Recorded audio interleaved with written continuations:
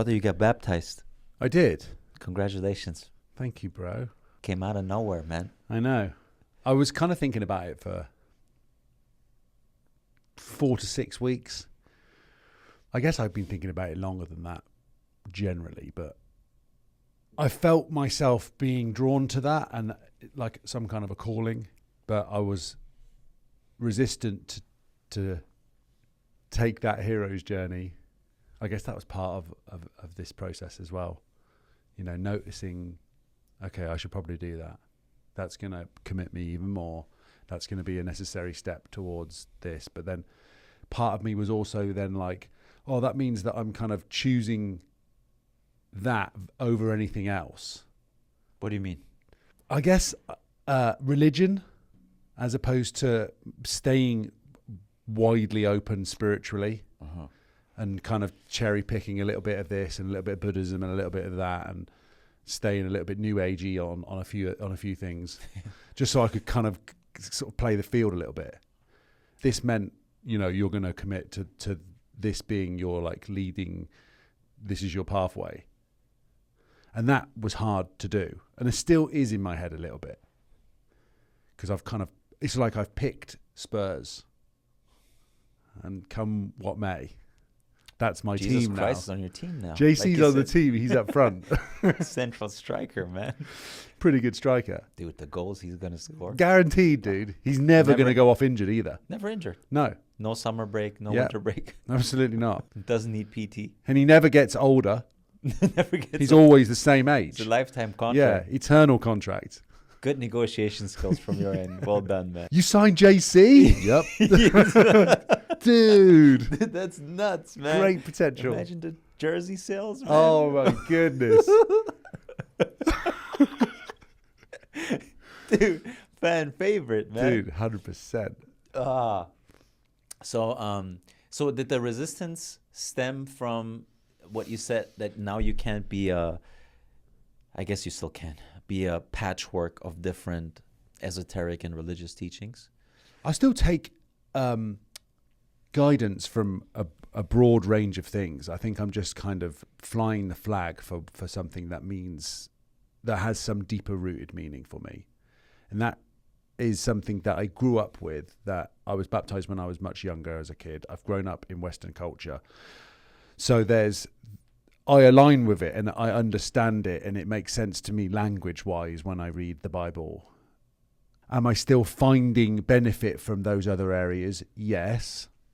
But I think the sort of the donning of the Jesus cape is some sort of almost a relieving thing for me. It's like, okay, just you've chosen your side. Not like it's a side, you know, like one this or that. It's just it's such a straightforward message for me to be like, Christ, that's the way.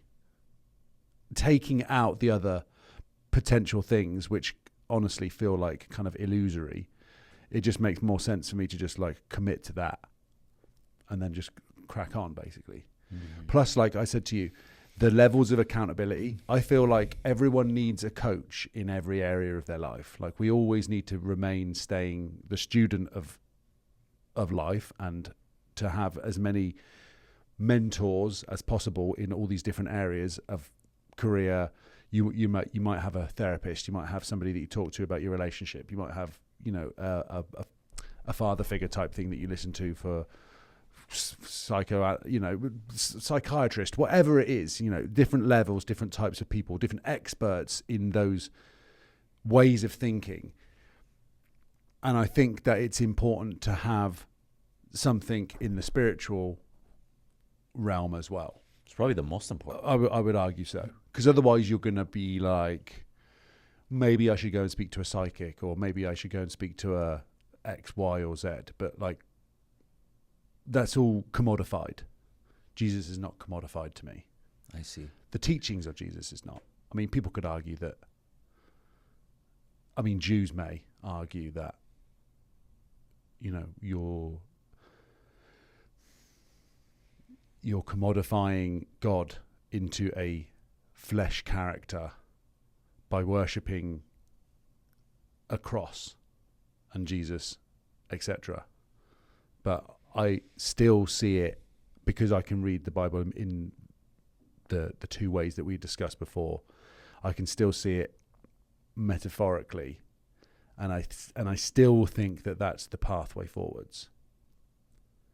I know that if I act in the consciousness of Christ and make decisions that align with that I'm always going to hit the target.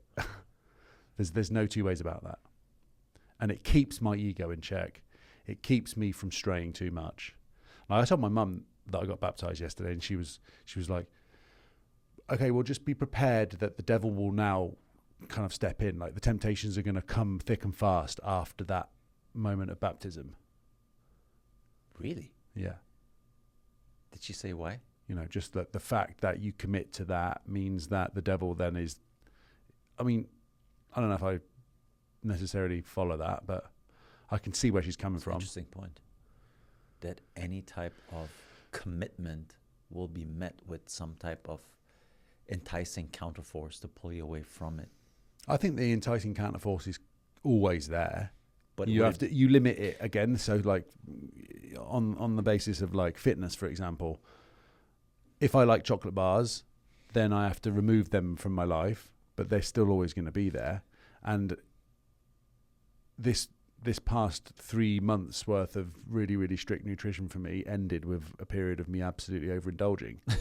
So, like, there's going to be always that opportunity to be tempted by something. I've just got to I've got to navigate keeping it at bay. To apply that to your mom's analogy, the moment you commit to having a six-pack, the chocolate bar now looks even more enticing because you've told yourself you can't have that at all anymore.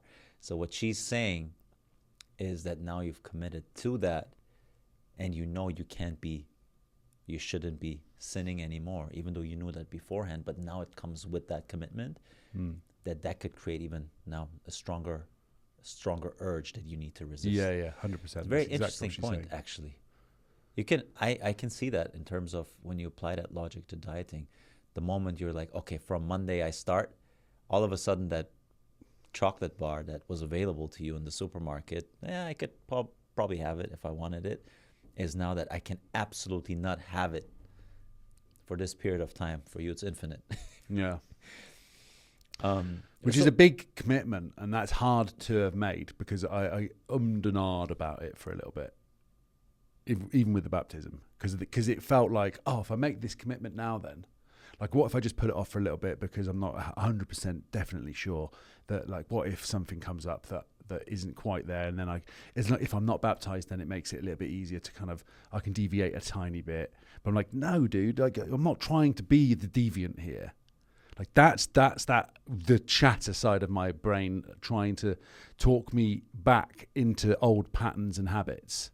Like, I even noticed it specifically with the chocolate thing on the weekend. So I've been 3 months on the nutrition. I've got 2 days. I'm allowed to eat wherever I want. And then I noticed that also with that door opening, so came a few other doors, like just becoming a little bit more ajar. The door opens a little bit for chocolate, but then it also opens for, like, you could have a drink or something to go with that. Or you could have, like, for me, it was, I could just have a joint, and then I'd really, really enjoy the taste of the snacks. And I caught myself in that thought loop of, like, thinking about it and being like, it'd be easy, just this weekend. Just the one then. And I pulled into that lane, and I was going to turn back and go, and I was like, no, mate, this is not what you're doing. And I had to say it out loud to myself. Like, I had to bring myself back off of transurfing into that other universe. Yeah. I had to say it out loud as I pulled back into the other lane. No, Mark, you're not doing that because you don't live in that realm. Yeah, it does light up this dormant map. When one trigger point within that map gets lit up, it's way more easy to fall into those other things, because it almost feels like I had a white slate. Now there's a stain on it. Doesn't really hurt as much anymore to put a second stain on it. Yeah. And then just spray paint the entire white slate, right? Yeah. I've been there, man. I know exactly what you're talking about. That's why I'm not a fan of cheat days at all. I used to do them religiously, and now I'm not doing them at all. Now it's fitness for me is a lifestyle. It's very balanced. There's no cheat days.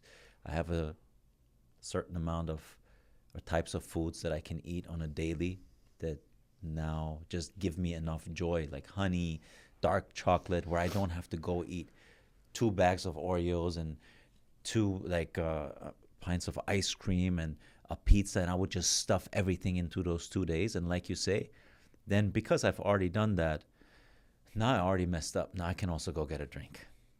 Now that I messed that up, like in your case, maybe like smoking or like doing whatever that is, like other things that we know we shouldn't be doing. It's like, oh, and might as well just do those now. It's very easy then to give into all those things that you know you shouldn't be doing because you've opened that door a little bit. And then you start just negotiating with yourself. And your intuition's like, I shouldn't be doing it. But then you find all these rational reasons. It's just 48 hours. You were so good this entire time. Might as well. Monday you're going to go back to being good. Mm-hmm.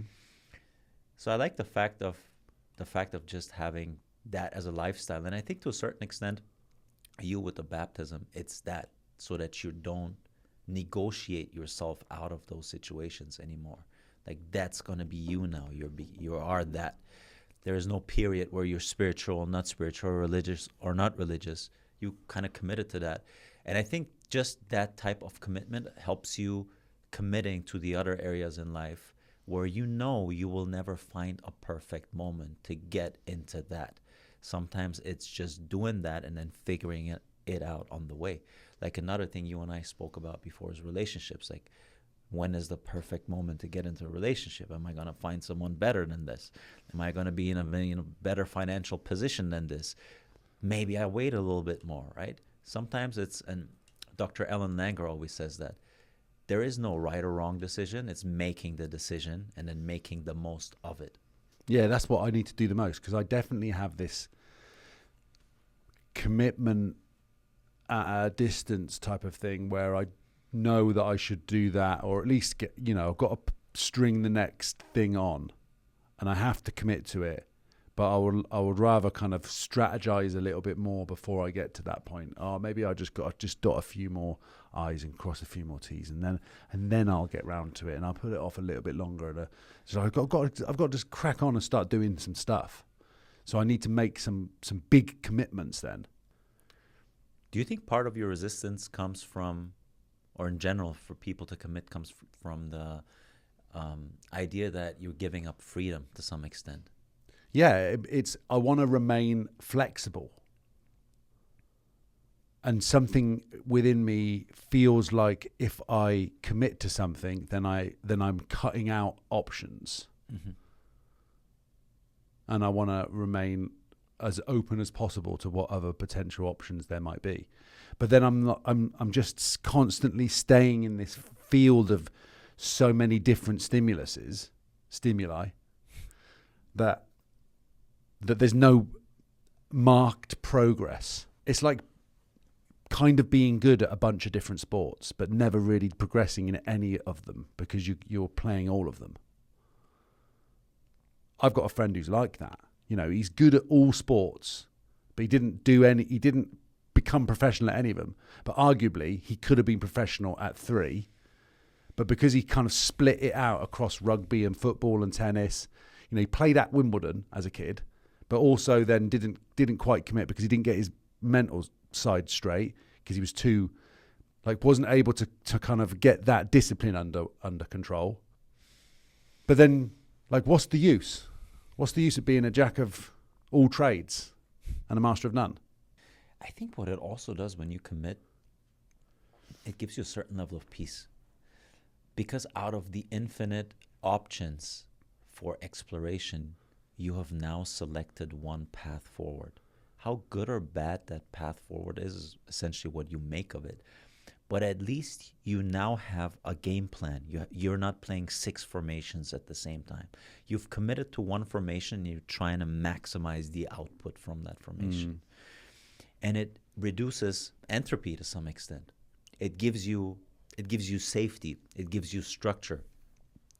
And I think that's the beauty of commitment in all areas of your life, right? Because potential is infinite, you can jump around an infinite potential at all times.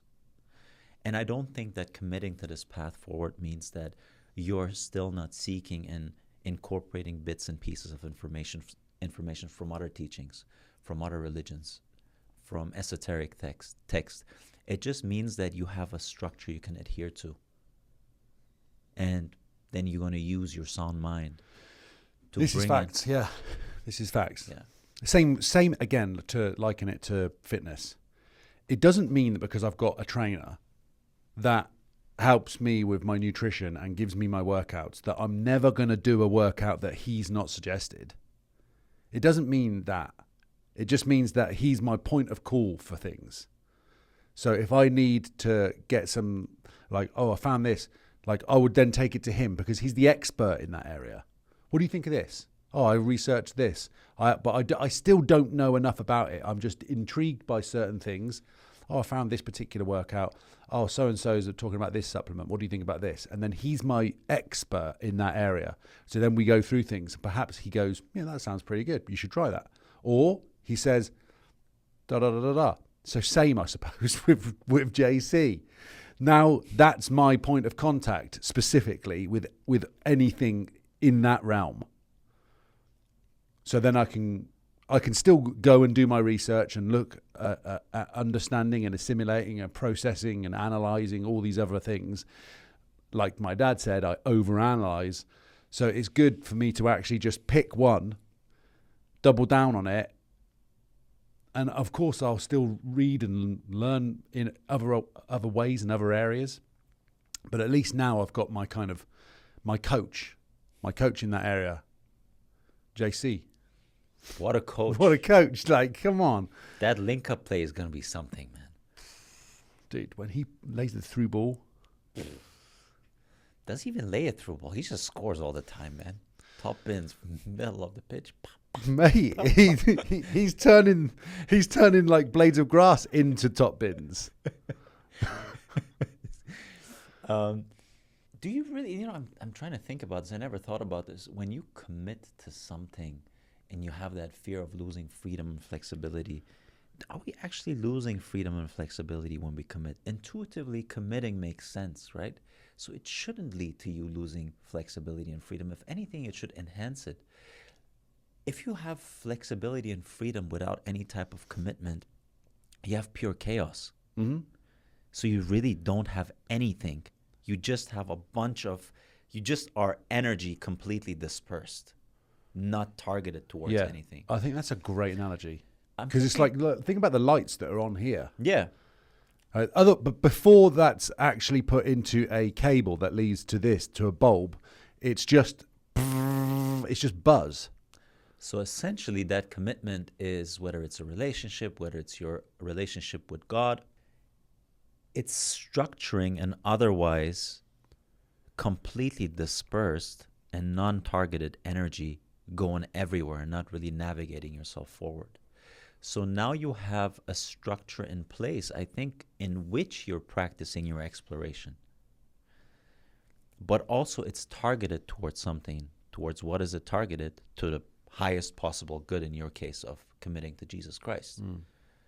Right? What Jesus Christ stands for is all those good virtues that you want to be, that you want to embody. You want to become that state of consciousness, Jesus Christ. So now you're going to use your exploratory and creative energy to attain those virtues, to aim up towards those. So if anything, I think it's not the severing of flexibility and freedom, it's the structuring and the bundling towards something grander of that free energy. Yeah, that makes sense to me. Can I ask to whom do you give that for yourself? I give that to God. My conceptualization of God is different than in a traditional sense, having an external entity that looks from up there towards us and that we're praying to. So part of it is an impersonal, infinite energy that is a version of myself, yourself, and everyone's self that is grander than us as individuals. So I think in terms of aiming up, it's very similar to the traditional religions, but it is, rather than looking at it as an external entity, I look at it as a higher version of me, the highest possible version of me, guiding me towards where I want to go. But it's still you. You see what I'm trying to get at? Absolutely.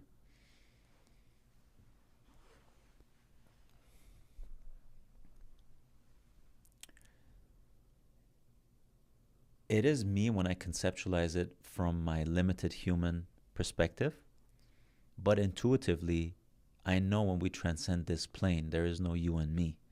So there is an infinite energy with which every individual energy merges. And that to me is the concept of God. It's an infinite energy that just is, and that infinite energy can't experience itself without limitations. So us as humans are how God experiences him or herself. And so it's essentially the same thing that you were saying. I would say the only difference, and I don't exactly know how you view it, but I think that in the traditional sense, God is an external entity. In my conceptualization with the divine, that highest self, God, experiences him or herself through us. It's not severed from us. I agree with that, yeah. I think what my understanding of it is that God is absolutely everything. So as creator of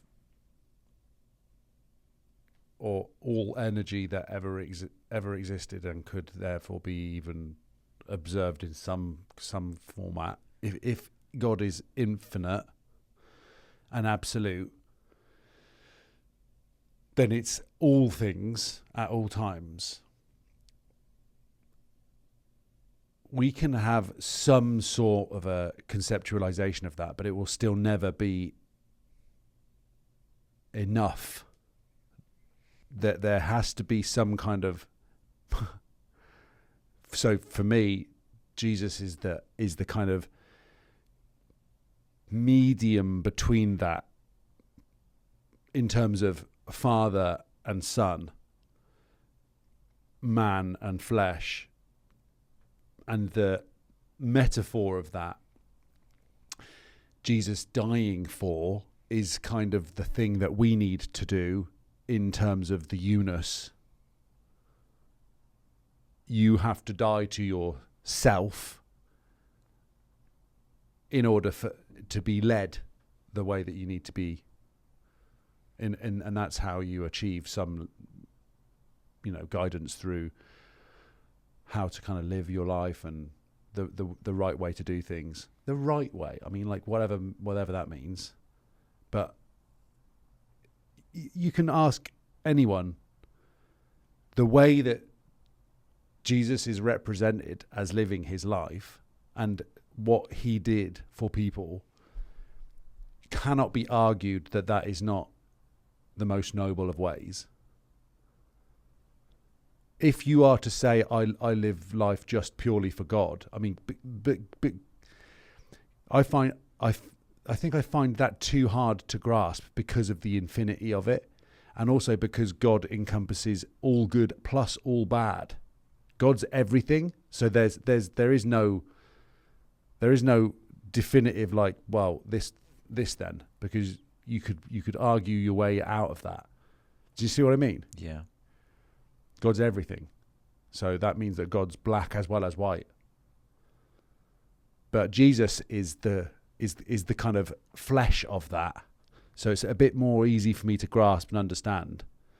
And then I understand that the dying to myself part of it in order to kind of come back to life as reincarnated Mark, you know? Yeah.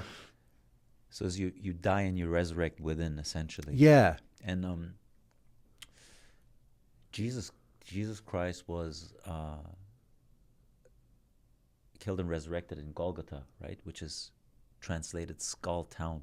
I really like that, because where do you die and resurrect versions of yourself? In the mind. You have to let go of a version of yourself and identify with a new version of yourself. And that's through changing your beliefs, your thoughts, your monologue, commentary. So it's a renewal of the internal state. So the death and the resurrection happens within, right? And so what you're saying is that it's easier for you to grasp Jesus Christ rather than the infinite, because he was in flesh form. And you can connect with that concept and the idea of death and resurrection standing for the renewal of yourself and the letting go of the dead wood, the parts of you that you don't want to be anymore. Dead wood as well, because he was a carpenter. Yeah. Yeah, that makes a bit more sense to me. I guess I can kind of follow that more. So how do you feel after baptism? Absolutely the same. Exactly the same. No, I feel good. I feel like, yeah, I've got him on my side kind of thing. I guess I feel a bit more close to that. I feel like I have a bit more responsibility now to kind of, well, I mean, you'd hope so. Yeah, I want to take it. I just want to take it in my stride with me and kind of just apply as much of what I'm learning as I possibly can into my life across all of the other parts of my day. I suppose part of me as well doesn't want to feel like this is a weird kind of understanding as well. I never wanted to be kind of seen as God Squad type of person, like someone who's constantly talking about that part of them. Because that, certainly from growing up in school, was something that was just like, it's not cool for you to be part of that brigade, you know? And there's something that maybe is even still resistant in me from the childhood side of me growing up like that. Like, it's not cool if you're the kid that goes to Sunday school. And I suppose I'm still harboring a little part of that. And even doing the public kind of baptism is me overcoming that. But you still had that calling, that intuitive feeling that it's the right thing to do. Yeah. Did that grow over time? Did you have that for a long time? I think it just came as a natural byproduct of building the momentum of that part of my faith, that part of my becoming more of a man, as opposed to like chasing boyhood, adolescent frivolities, aka doing whatever I wanted, going out, eating whatever, drinking whatever, playing with people in whatever way I felt fit. This is all part of me becoming a better person, more considerate. And I can't go wrong if I live by these means. Like, if I apply these principles to my life and dare I say it, act more Jesus-like, I believe that I'm sowing better seeds for my future, for my kids eventually, for my family. Like, I'm just going to be a better all-round gentleman. Look at Theo. We mentioned him a couple of times. Like, you want to be a stand-up gent, family-oriented, successful through the means of you being somebody that sticks to your word, that does what they says they're going to do, that can be trusted, that has a level of integrity. I want to be all those things. I want to define what the real true masculine needs to be, as opposed to like what masculine is seen like in if you were to look at social media, toxic. I think that's a nonsense narrative. Agreed. Real masculinity is not that. Agreed. Well, that's, again, it's the conversation between the ego and the higher self. Like a lot of the stuff that you see there on social media that is toxic masculinity, it's all from the realm of ego, like the accumulation of externally visible status symbols, and maximizing that is better than having nothing, but it's only going to get you to the peak of the ego self, the flesh version of the self. It's not going to allow you to transcend the flesh version of self. And I think also to commit to the faith the way that you did, it is committing to the best practices. Like you're adopting a certain set of rules that have been tried and tested over time. And it also requires, or assumes, I would say, a certain level of humility, because what you're also confirming consciously or subconsciously is that those set of rules are better than what you can figure out on your own. And that's a strong realization. A lot of times we think that, well, I have a mind, I can figure out what's good and what's bad. And I don't think we can. Yeah. That's why you can't rationalize yourself out of things that you feel guilty of. Like you couldn't, unless you're one of the dark triad, psychopath, sociopath, and Machiavellist, you couldn't rationalize yourself out of killing someone or lying to someone or stealing something. Like we have that voice within. And even if we say, oh, that person deserved it because they are so and so and so, they were net negative to society, so I just took from them. You can't rationalize yourself out of it. That means you can't make up your own value system. That also means that you can't make up your own rules. So what you're doing is you're committing to the set of rules that have been tried and tested over time and that give you the best chance to move forward in life. And that's humility, and it's courage as well. Because there's obviously a certain level of fear attached to it. Like, am I doing the right thing? Is there something better out there? Should I have maybe like played the game a little bit more broad-based? So it makes sense to me intuitively. That's the path forward. Yeah, it makes sense to me too, because I'm going to church obviously every Sunday. So like, why not?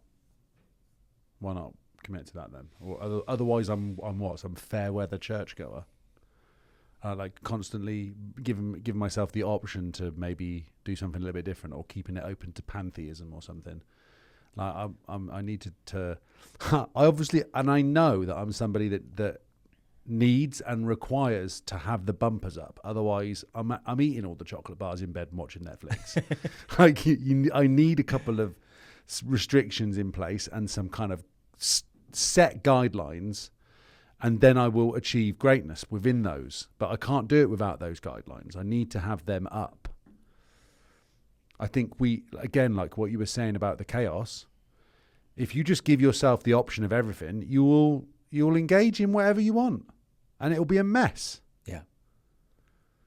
We're very good negotiators with ourselves. We're exceptional. Exceptional. Because we know ourselves. The ego knows us better than anyone else, right? So it will say the right things at the right time. Oh, to yeah. Be like, oh, yeah. Oh, maybe not so bad after all. You know? I'm going to eat the amount of times bar number 12, Yo, the amount of times I've heard people say, you deserve that. No, I don't. Yeah, exactly. No, you don't. I know, man.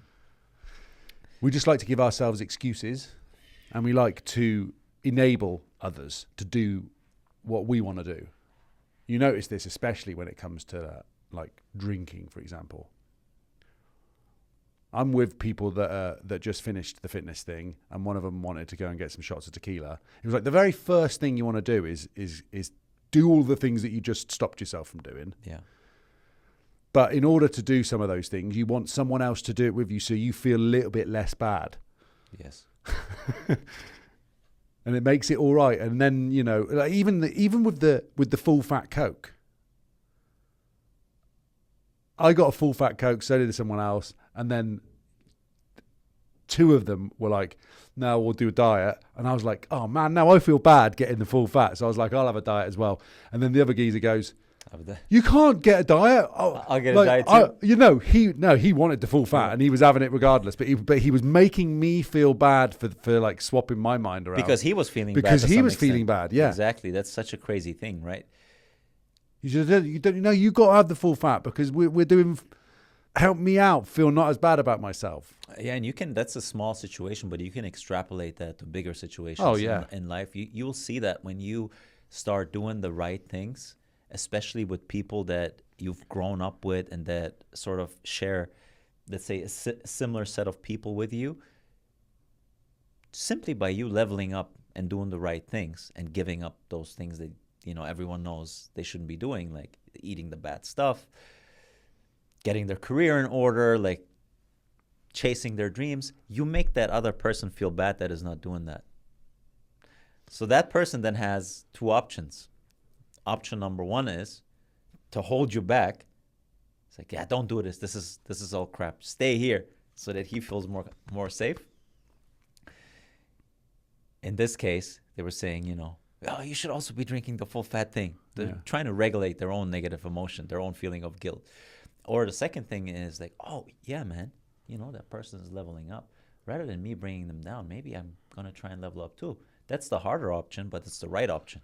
I hope that more so number 2 than number 1. But then again, I just know that oftentimes people don't want to see you change because that also then highlights the things in themselves that they don't really want to deal with. Yes. And it's not nice to have to face those parts of ourselves. And that relative comparison it looms large when you compare yourself to people that have similar access to resources financially and societally.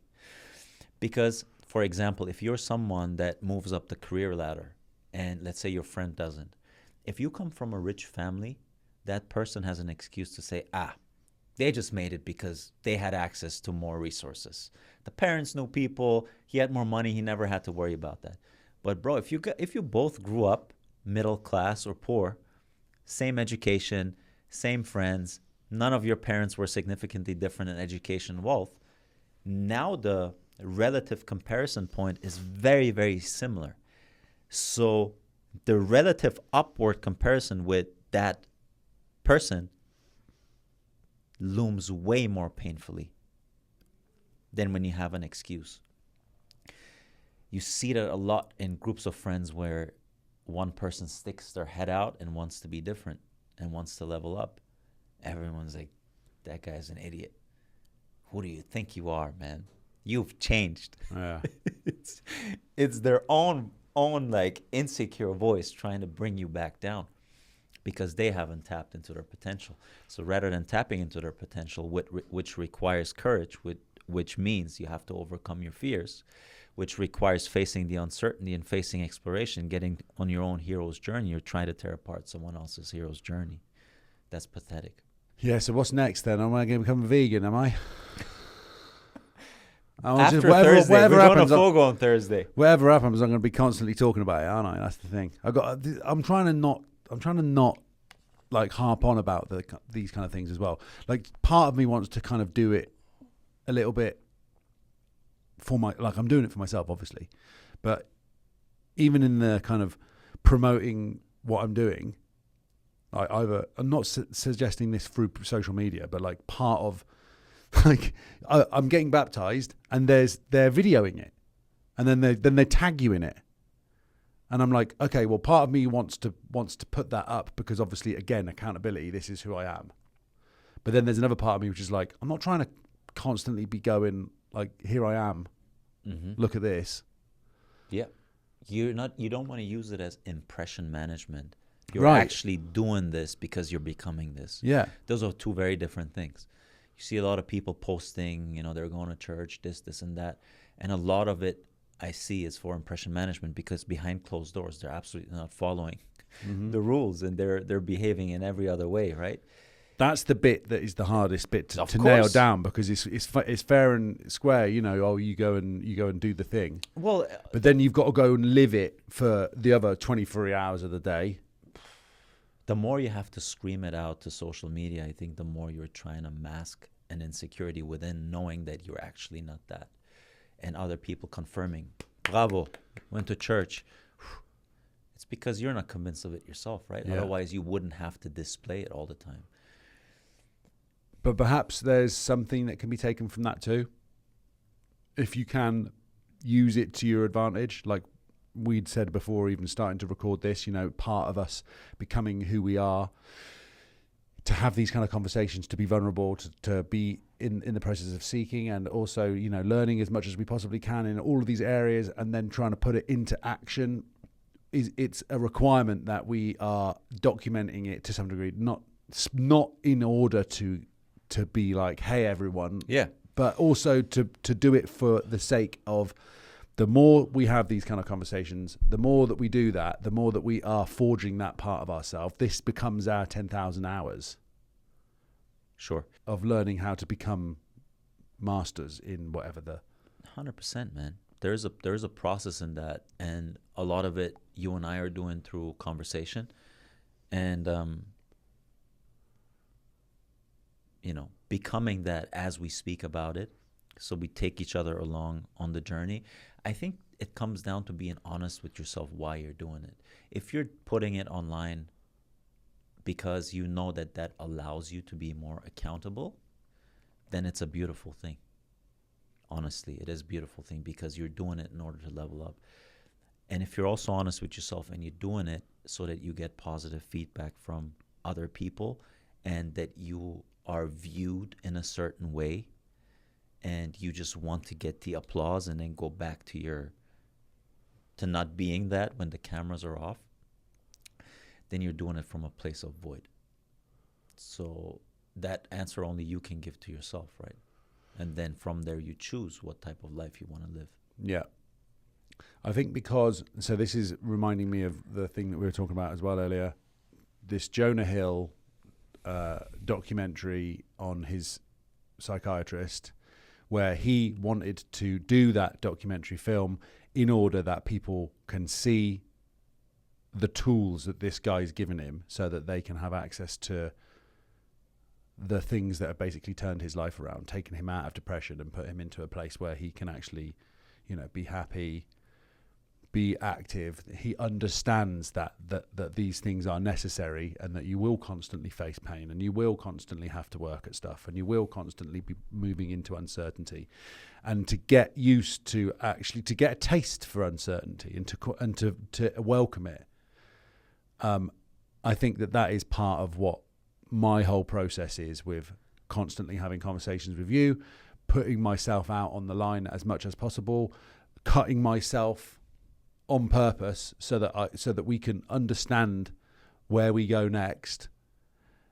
All of that is a part of understanding who I am, and in order to become better than I am currently, I have to be brazen with my story. I have to talk it out loud. Yeah, I've had issues with this before. Yeah, I struggled with that. Yes, I still struggle with it. It's something that I'm still constantly going through. And I have to make brand new, more leveled up commitments in order that I stay within the right tracks of these things, because otherwise I do begin to kind of fall to the wayside, or you know, I don't want to revisit that version of myself, because I'll end up back in a rehab center. I can't do that. So I have to take accountability for actions that I've been through and experiences that I've had to have, in order that I can get to a point where I change those habits and become a different person. And then the whole point is that you share it with everyone, so that, one, they can understand you better. Two, they can learn something from that, and perhaps they're going through something similar and they can see, oh, you know what? Maybe that'll help me. And then that's a win-win. It's a win-win-win, because it's your soul's purpose to overcome that and to speak about those things because you know intuitively that allows you to level up. Secondly, like you said, you're sharing some of your experiences and your wisdom with people because everyone is going through all of these things that we talk about to some extent. And the third thing is you're doing this and putting yourself up for judgment, which is something that we're all afraid of. So it's your soul's calling, it helps other people, and you're afraid of it. Tick, tick, tick. That's the best formula to level up. Yeah, bro.